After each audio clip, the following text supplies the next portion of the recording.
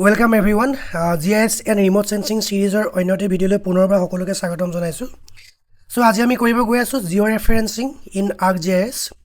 Georeferencing means input latitude and longitudinal extension on a base map.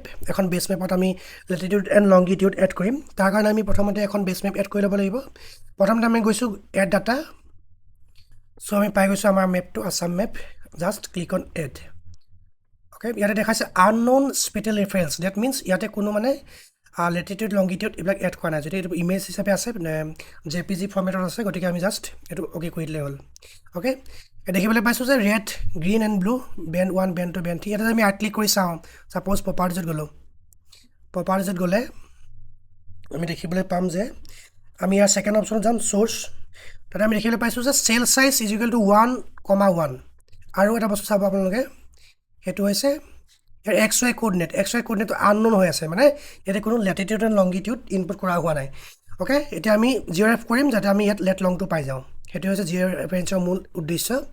Okay, এটা জিঅ'ৰেফাৰেন্স কৰিবলৈ গৈ আছো। তাৰ কাৰণে আমাক কি অপচনটো লাগিব? জিঅ'ৰেফাৰেন্সিং অপচনটো লাগিব। এটা আমি চাইছো যে জিঅ'ৰেফাৰেন্স অপচনটো এটা ভিজিবল হৈ থকা নাই, গতিকে এক্টিভ কৰিবৰ কাৰণে just right click on this and go to georeference, check this georeferencing and check this.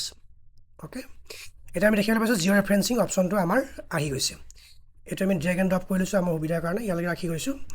তাৰ পৰৱৰ্তী পৰ্যায়ত আমি কি কৰিম? এই যে সিম্বল দেখিছে ইয়াতে অপচন এড কন্ট্ৰোল পইণ্টত ক্লিক কৰিম। ক্লিক কৰি আমি যিমান পাৰো সিমান জুম ইন কৰি এটা পইণ্টৰ একেবাৰে মিডল পইণ্টত যাবলৈ ট্ৰাই কৰিম। সাপোজ এই গোটেই পইণ্টটো মিডল পইণ্টটো হৈছে এইটো। Okay, just one click left মাউসৰ লেফট বাটনটো ক্লিক কৰিব, এবাৰ ক্লিক কৰিব, left click boss. After that you have to click on right click. Okay, then input xy coordinates. Okay, xy coordinate কৰিম। হেতু কৰিলে আমি কি কৰিব লাগিব? ইয়াতে লেট লংখিনি আগতেকে চাই ল'ব লাগিব। লেট লংখিনি আছিল আমাৰ। ওকে, ইয়াতে x টো কি মিন কৰিছে? x টো মিন কৰিছে লংগিটিউড আৰু y টো মিন কৰিছে ল্যাটিটিউড। অসমৰ যিখন মেপ আমি দেখিবলৈ পাইছো যে অসমৰ মেপখনত লংগিটিউডটো এই পইণ্টত আছে 90 ডিগ্ৰী 40 মিনিট। এটা আমি এই গোটেই বস্তুটো ডেসিমেল ডিগ্ৰীলে কনভাৰ্ট কৰিব লাগিব। আৰু ডেসিমেল ডিগ্ৰীলে কনভাৰ্ট কৰিবলৈ আমি কি কৰিব লাগিব? 40 মিনিট যেটো আছে সেইটো আমি ডিভাইডেড বাই 60 কৰিব লাগিব। ডিভাইডেড বাই 60 কৰিলে আমি কিমান পাম? 0.66। গতিকে ইয়াৰ যেটো ল্যাটিটিউড হ'ব, লংগিটিউড হ'ব 90.666 তিনটা ডিজিট ৰাখি দিছো। ওকে, আৰু ঠিক তেনেদৰে আমাৰ ইয়াৰ এই পইণ্টটোৰ ল্যাটিটিউডটো আছিলে 27 ডিগ্ৰী 20 মিনিট নৰ্থ। গতিকে 20 minute north means 27.333। Okay, just click on okay. আকৌ ফুল এক্সটেন্টত যাম। আমি ফুল এক্সটেন্ট গলো। আপোনালোকে সদায় মনত ৰাখিব আমি পৰাপক্ষত কি কৰিব লাগে? ফাৰ্ষ্ট পইণ্টটো এ আত ললো টপ এণ্ড লেফট কৰ্নাৰত। Then point number 2 must be in top right corner. Then point number 3 down the bottom right corner and point number 4 bottom left corner. Okay, এতিয়া আমি নেক্সট পইণ্ট লম। ইয়াতে ইয়াৰ এগেইন ইয়াৰ ল্যাটিটিউডটো same থাকিব 27.2 degree অৰ্থাৎ 27.333 and longitude হ'ব 95.20. that means 95.333. Similarly ইয়াৰ যেটো y point that means latitude to হ'ব 27.20 minutes, that means 333. Okay, just click on okay. দেখিবলৈ পাইছে গোটেই মেপখন আগিয়া হৈ গৈছে। এটো ভয় খাবলৈ একো নাই। just click on art, that means full extent. After that we have to add our third point.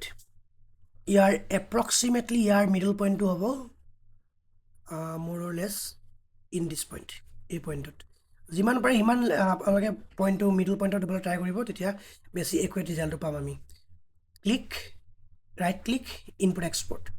ইয়াৰে x টো আছিলে x মিন্স লংগিটিউড আছিলে 95 degree 20 minute. that means 95.333 decimal degrees.